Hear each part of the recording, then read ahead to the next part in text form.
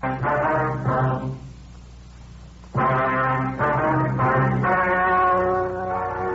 story you're about to hear is true. The names have been changed to protect the innocent.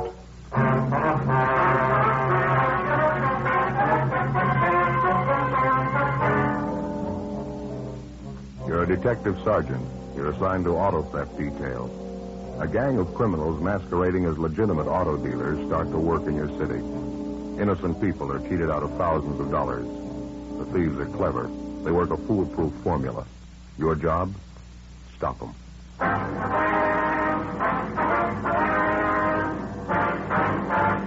Dragnet, the documented drama of an actual crime. For the next 30 minutes, in cooperation with the Los Angeles Police Department, you will travel step by step on the side of the law through an actual case transcribed from official police files. From beginning to end, from crime to punishment, Dragnet is the story of your police force in action.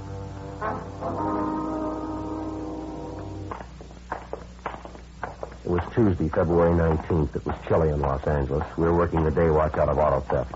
My partner's Ben Romero. The boss is Captain Nelson, and my name's Friday. We were on the way out from the office, and it was 10:25 a.m. when we got to the corner of 38th Street and Maxbury Avenue. The Greenleaf Day Nursery School. Mrs. Palmer, is that right? I think so. Just a minute. I've got it written down. Yeah. Mm-hmm. Excuse me, ma'am. What is the Palmer, the one. Policeman, Martin Romero, Friday. Oh, yes, talk. Going to get all about it. Is that it? Yes, ma'am. We've been handling similar complaints the last month or so. We'd like to have you tell us everything that happened in your case, if you would, please. One of the most underhanded things I've ever heard of, Sergeant. It would have been the same thing if he'd held me up with a gun, just out-and-out robbery. Well, could you give us some of the details, ma'am? How you were first approached on the deal? Excuse me a minute, please. Children, time to go inside now. We're going to color pictures with the crayons this morning. Mrs. Johnson has them all ready for you inside. Bruce, Michael, Sandra, go along now. Inside, everyone. Certainly wish the warm weather to hurry up and come. Children always raise such an uproar when we have to keep them indoors. Worst part of running a day nursery, the winter months. Yes, ma'am, I suppose so. Now, about your automobile, Miss Palmer, we understand you had it up for sale. You advertised in one of the local newspapers, is that right? Yes, that's right. I ran one of those 3-day want ads over the weekend, Friday, Saturday, and Sunday. I thought I'd get more for my car if I sold it myself. I mean, instead of selling it to a used car lot. Yes, ma'am. How many answers did you get on your want ad? Well, just the one where it turned out. This man came out and looked at my car first thing in the morning. He offered to pay me exactly what I was asking for it, so I sold it to him. That's just the way it went. Who was this man, Mrs. Palmer? Was he representing some auto company? Yes, he said he was anyway. He gave his name as Joseph Newhall. I've got his card inside. He said he was a buyer for Dan Barton's used car lot on South Cat Street. Nicely dressed man. He made it all seem so honest. How was the deal arranged? Could you tell us? I mean, transfer the car, payment, and so forth? Well, he gave me a check for $50, sort of a down payment to hold the car for him. It was a certified company check. I see. He told me he'd be back that afternoon with a certified check for the full amount of the car, $800. Did he take your car with him then? No, he didn't. That's why I had no reason to be suspicious. He left me the check for $50 and said he'd be there with the money. Said in the meantime, one of the employees from the used car lot might be along to pick up the car to save me the trouble of driving it downtown myself. Mm-hmm. Same M.O., Joe, all the way. Yeah, looks like it. Well, how did it go after that, Miss Palmer? This worker from the used car lot came to the house to pick up the car about 1 o'clock that afternoon. Gave me a check for the full amount of the car, and I gave him the pink slip. Had a pair of white coveralls on, lettering on the back of them, Dan Barton's used cars. Looked like a typical mechanic or something. I wasn't the least bit suspicious. Mm-hmm. How about the buyer, this Joseph Newhall? Did he show up later in the day? No, he never came back. I've never seen him since. Haven't seen my car either. I called that Dan Barton's used car lot the next morning, and they told me they never heard of Joseph Newhall. Just made me sick, officer. I can't afford to lose the money I had in that car. Yes, ma'am, we understand. Same things happened to a dozen people like you around the city. Do you remember what this man Newhall looked like, Miss Palmer? His physical description, maybe the clothes he was wearing? Yes, I've got it all written down, Sergeant, in my diary. Would you like to step inside, please? I've got my little office at the back of the school here. All right, thank you very much. I always make a record of everything in my diary. I've kept one ever since I was a girl in college, every day. I suppose you've got all the information on your car, the make, license number, things like that? Oh, yes, indeed. I got everything together I thought might help you. Right up these stairs, please. Thank you. Go ahead. How about the description of the man in overalls, the one who came to pick up your car? Would you remember him, ma'am? Yes, I've got that for you, too. Everything I thought would help. Just have a seat there, officers. I've got the things in my desk here. Thank you, Go Miss right Palmer. ahead. Thank you. I wouldn't mind the whole thing so much, but as I say, I can't afford to lose the cash I had tied up in my car. That seems to be the way the thieves operate, ma'am. They've been cheating the people who can least afford it. Terrible thing, just out-and-out robbery. There you are, Sergeant. Thank you, ma'am. There's the description of my car, license number, all the rest. Yes, I see. And here's the description of the two men. That shows all the coveralls who picked up my car. Have you got that deposit check Newhall gave you, Miss Palmer, the check for $50? Right here, Sergeant. I saw that company about it, Dan Barton's used car lot. It's a forgery. Not worth the paper it's printed on. Have a look, Joe. Yeah, thanks. Same as the other. One thing I don't understand, how those crooks get these checks to begin with. Did they steal them? No, ma'am. We figured they had them printed up. We're still trying to find out where. Well, you know what the men look like. You'll be able to find them now, won't you? Only wish it worked that way, ma'am. We've had good descriptions on both men for a month now. Hasn't helped too much. I don't understand it at all. As I say, they're only common crooks. They can't be that smart, can they? Well, there's only one way we can judge. We've been hunting every day for a month now. Yes? There's still... In the space of 33 days, the auto theft gang had victimized a dozen private citizens throughout the city. In each instance, the approach and the method of operation had been the same. The front man for the gang would personally answer a want ad inserted in a local newspaper by a private citizen advertising the sale of his automobile. The front man would represent himself falsely as a buyer for Dan Barton's used car lot, a well-known and legitimate used car dealer. He'd offer to pay exactly the sale price which the private party was asking. As a deposit, the so-called buyer would leave a counterfeit company check for $50 or $100 with a promise that he would return later in the day with a certified check for the full amount. After a few hours, another man posing as an employee of Dan Barton's used would call for the car and drive it away. Neither the car nor the so-called buyer were ever seen again. All efforts to trace them went for nothing. 11:40 a.m. Ben and I went back to the office and got out a broadcast and a supplementary APB on Mrs. Palmer's car and also on the phony car buyer who called himself Joseph Newhall. After lunch, we met with Sergeant Grimsby, one of the other four men out of auto theft detail who were working the case with us. How'd you make out this morning, Army? That did go anywhere at all? Wasn't bad as far as it went. We found the place where they had the printing done. Yeah, where was that? Small up in the valley. Printed up the phony checks with that heading on it. Dan Barton's used car lot. Got out some business cards for him, too. What was the name? Did you find out? The same one, Joseph Newhall. He ordered the checks and the business cards. Printer described him for us, same guy. Where'd it go from there? No place. The printer told us Newhall had a car. He couldn't give us a license number. Couldn't even remember the make or the body style. Thought it was a late model car, that's about all. Well, that's not much help. No address on him either. It was a will call order paid for in cash. If Newhall comes back, is it? Yeah, it's covered. I don't figure there's much chance Newhall's going to do that. He ordered enough checks printed up the first time last of a year. Well, I guess that's one lead we can forget. Now, how about that special run the stats office made for us yesterday? Anything come out of that? No, nothing. All the possibles on the list were checked out. All of them clear. Nothing from Barton's used car lot either. Everybody on their staff's been checked out. All their ex-employees, too. No sign any one of them might have had a hand in it. Yeah. Oh, either of you seen the captain since this morning? No, why? Well, that idea we were talking over at the last meeting, he figures we'll go ahead with it this weekend. How's he figure on working, Army? Personal contact? Yeah, that's right. Most of the private parties who want to sell their cars themselves use that want ad deal over the weekend. They get a special ready Saturday and Sunday. I know. Thursday night's the deadline for having the ads in if they're going to run the full weekend. And that's when we start working on it. We get in touch with every private party who's filed a want ad for the weekend advertising the sale of their car, huh? Yeah, we'll contact them by phone, every one of them. We advise them that if anybody representing themselves as a buyer for Dan Barton's used car lot answers their want ad, they're to get in touch with us right away. If they can't stall the man long enough, we tell them to accept the information on the man the car is driving. It ought to work out. If we can get any kind of cooperation, it's going to be a big job. We'll have to cover all the want ads and all the papers. We've got a good description of that phony buyer, Joseph Newhall. If they planted a want ad in one of the papers, maybe he's the one of the gang who brought the ad in. It's possible one of the ad takers might remember him. Might be worth checking anyway. Well, could be. They might have phoned in the ad, too. That wouldn't help much. Might as well it's not foolproof, but it's a different approach. It's a plan anyway. We've tried everything else we can think of to reach the thieves. I get it. Auto theft, Friday coming. Yes, sir. Mm-hmm. When was that? I see. Yeah. Mm-hmm. Yes, as soon as we can. Thank you, sir. Well, maybe we won't have to wait for the weekend. What do you mean? A man out in Echo Park. He runs a candy store out there. He advertised his car for sale in this morning's paper. Said the first one to answer it was a buyer from Dan Barton's used car lot. Gave his name as Joseph Newhall. Looks like the same M.O. Mm-hmm. They make a deal? Well, the candy store owner wouldn't go for the deposit check. He wanted the full amount. Said the deal didn't sound right to him. How does it stand now? Well, Newhall said he'd come back with a check for the full sale price. When? 8 o'clock tonight. 2:20 p.m. We drove out and questioned the candy store owner further. His description of Newhall tallied with the others, but again, the potential victim had failed to get any kind of a description of the car Newhall was driving or the license number. Ben and I staked out at the house. 8 p.m. came and went. The suspect failed to show. By midnight, there was still no sign of him. Well, the way it shaped up, Newhall apparently had a policy of making a deal at first contact or forgetting about it. He probably figured that if a person was at all suspicious, the interval would give him time to check, and Newhall wasn't giving away any odds. All day Wednesday, the stakeout went on. No sign of the suspect.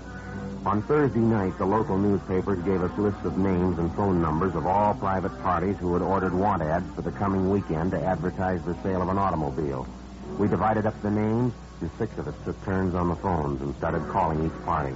We warned them about the car theft ring and advised them of what steps to take in the event Joseph Newhall or one of the other gang members approached them with the proposition to buy their car. One of the private parties we contacted was a Mr. Roy Harmon. Then got on one and got in the thing we'd prepared. Sergeant Ormsby used the other extension and called another party running an ad. Sergeant Ormsby, Los Angeles Police Department Auto. How's that, sir? Yes, and one of the gang usually goes under the name of Joseph Newhall. Contacted it all. Now, stay now. Right, thank you, sir. What was that all about? Man by the name of Harmon runs a cocktail lounge out on South Cole. He took in a check over the bar last night, company check from Dan Barton's used car lot. Says it was signed Joseph Newhall. Well, he ought to remember who passed it. He does. I got it right here. A man by the name of Frank Curtis. He's a regular customer at the bar. Harmon says this Curtis came in the place last night with a man in a dark suit, and the man seemed to be a friend of Curtis's. Yeah. Well, I asked him what the friend looked like, and he described him. It was Newhall. Mm-hmm. What about that check business? Harmon says he was standing bar at the time. Told me this Frank Curtis and Newhall had quite a few drinks together, and they ran out of money. Newhall wanted to cash a check, but Harmon said no. He didn't know him. Mm-hmm. Well, this Frank Curtis is a regular customer at the bar, and he offered to endorse the check for Newhall.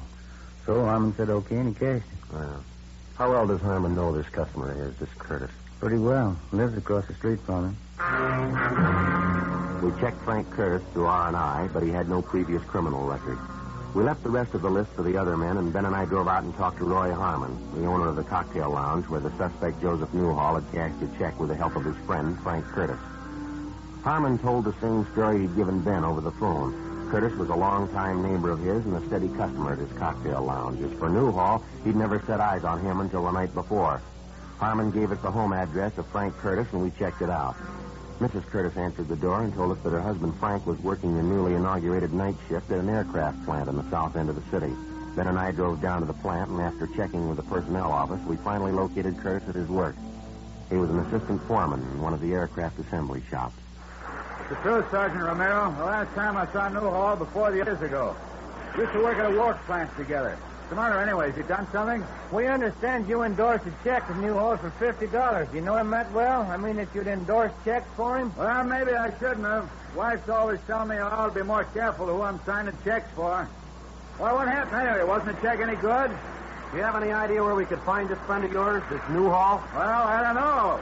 During the war, he and his wife lived in this housing project off North Main. I know they moved from that place, though. Yeah. As a matter of fact, old Joe didn't tell me where he was living. I gave him my address, told him to drop over for a beer sometime.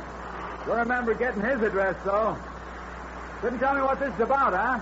Just a routine check. We'd like to locate Newhall, that's all. Got a few questions we'd like to ask him. Excuse me. We better watch it here, Sergeant. Yeah. Men coming through with that jig there. Okay, fellas, straight on through. All clear. Vertical fin assembly down to 3. We're getting busy again, all right. Seems like the old swing shift days all over again. War years. Yeah, you mentioned a minute ago that Newhall is married, Miss Scurry. Yeah, that's right. What about his wife? Can you tell us anything at all about her? Betty? No, I don't think so. Her and Joe seem to get along all right. Got along pretty well, matter of fact. Nice girl, Betty. I never minded her much. Do Newhalls have any children? Do you know that? No kids.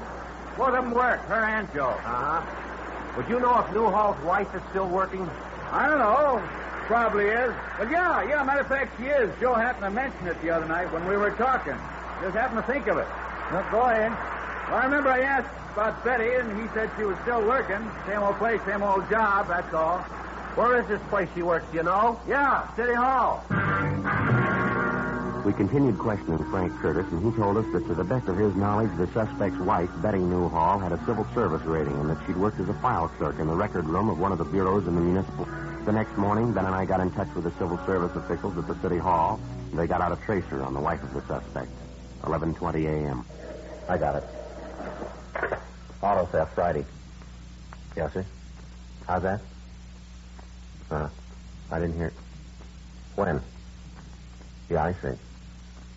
Yes, sir. Right. We'll check with you in about an hour. Bye. I don't know why we always have to do it the hard way. Why? What was it? The call back on Newhall's wife. Most of it checks out just the way Curtis told us. What's the rub?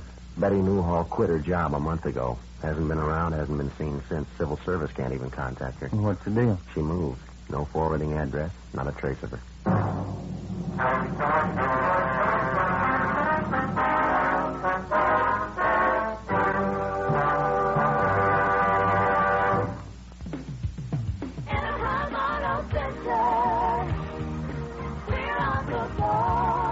Exit Ball Road off the 57 freeway. Light up the holidays with a new vehicle from Anaheim Auto Center. We'll make your holiday dreams come true at Anaheim Auto Center with our incredible savings and huge discounts. Need some extra money for the holidays? Come to Anaheim Auto Center today and save thousands. We have a great selection of new vehicles and unbeatable service. Light up your holiday season today at Anaheim Auto Center. We want you to be completely satisfied. The holidays are the perfect time to buy a new vehicle. Why go anywhere else? We have it all at one convenient location near the Anaheim Pond. So light up your holiday season with a great new car or truck from Anaheim Auto Center. Anaheim Auto Center, we're on the ball. Exit Ball Road off the 57 freeway. KNX 1070 News Radio.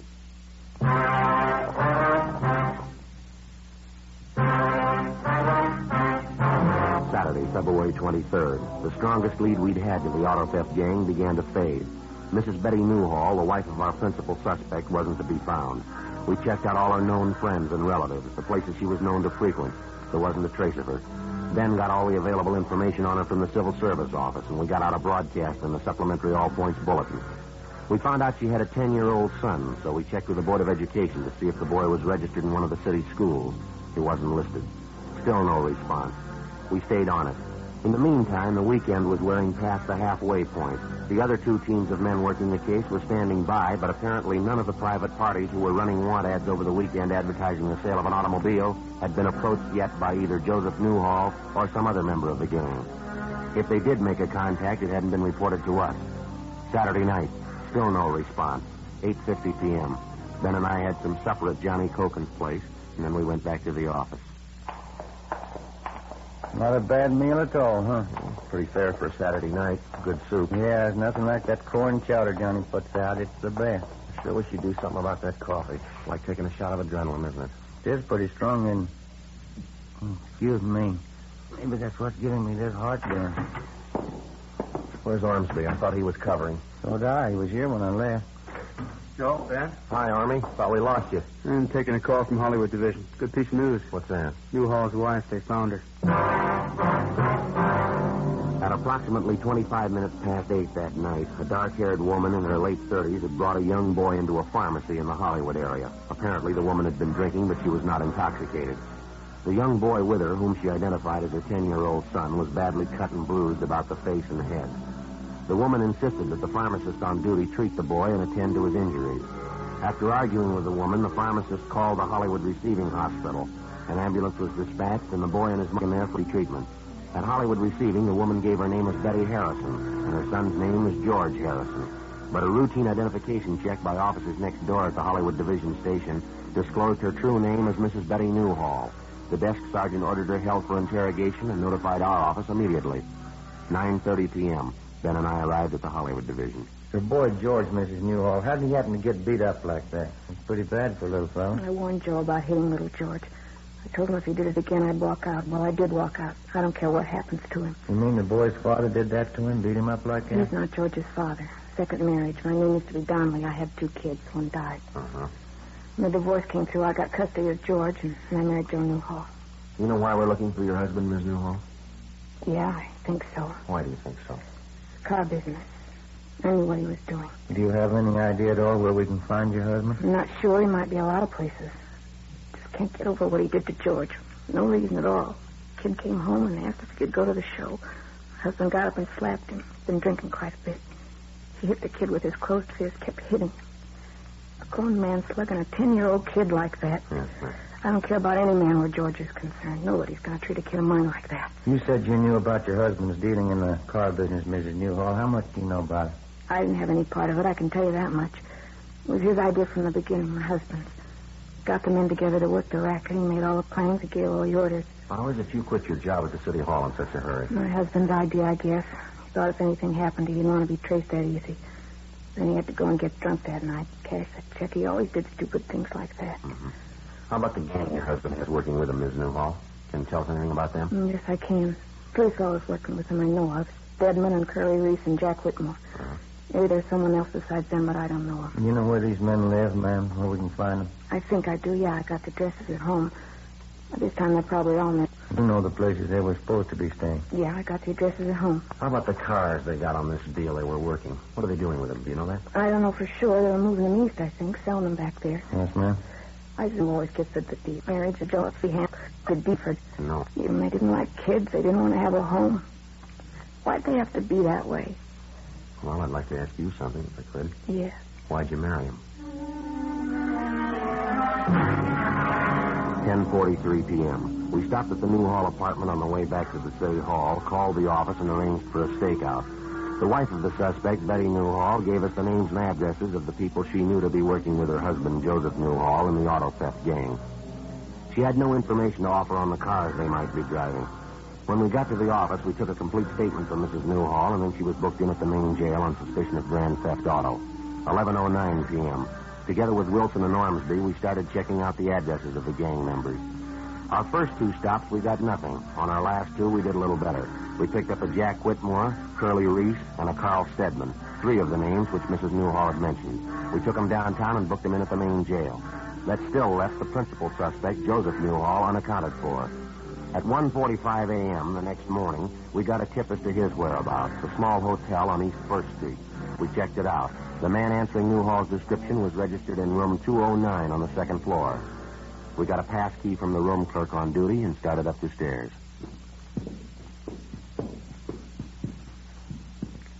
209.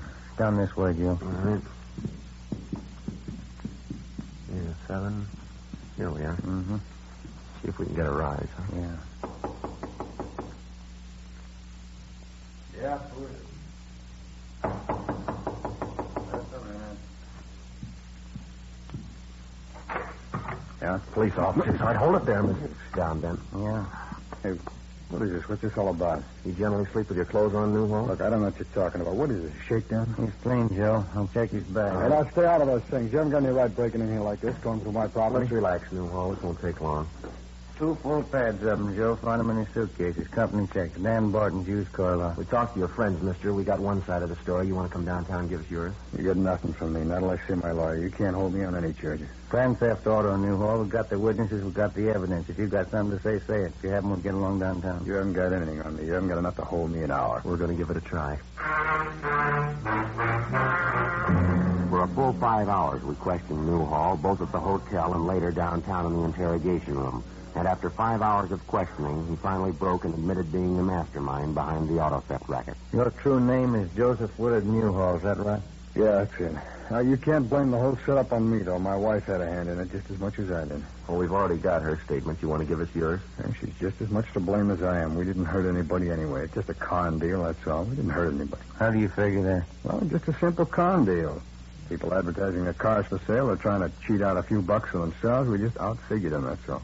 You ready to dictate a statement for us? You know, we outfigured you two. You'd never have reached us if it wasn't for my wife. We'd reach you. Not in 30 years you wouldn't. Made you go in circles, just one hitch. My wife and that stupid kid of hers. Just because I slapped him around a little, I wouldn't be here if it wasn't for that. Well, you better learn a lesson, mister. What? Next time you fight, don't pick a 10-year-old.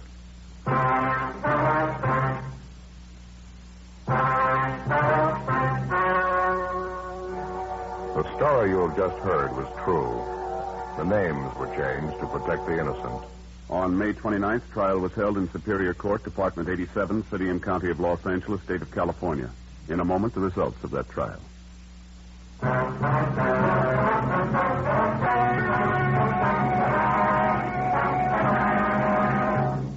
A check of his fingerprints revealed that Joseph Newhall's true name was Joseph Orrin Henderson, and that he had a previous record of forgery and burglary in the state of South Carolina. Henderson, alias Newhall, was tried and convicted, along with his associates in the auto theft gang, on 8 counts of grand theft and forgery of a fictitious check. They received sentences as prescribed by law. Grand theft is punishable by imprisonment for not less than 1 or more than 10 years. Forgery of a fictitious check is punishable by imprisonment in the county jail for not more than 1 year, or in the state penitentiary for not more than 14 years. The wife, Betty Newhall, was convicted as an accomplice and was sentenced to serve 1 year in the county jail. Ladies and gentlemen, our security and the peace of the world are in danger while hundreds of millions behind the Iron Curtain are victims of vicious lies about the United States and other free nations. Join the crusade for freedom through your local crusade committee or by writing to General Clay, Empire State Building, New York City. Make a contribution to its work. Help truth fight communism. Join the crusade for freedom.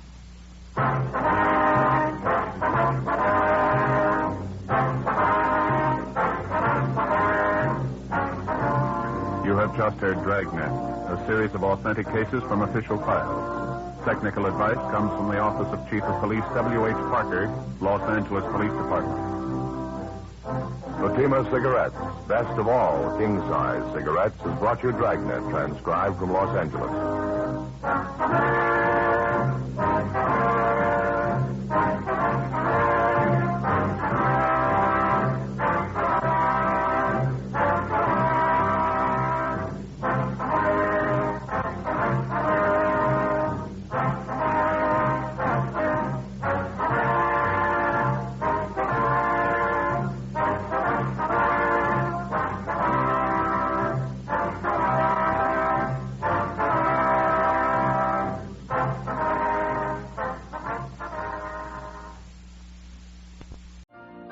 You've been listening to the OTR Gold Network. Find more classic radio at otrgold.com.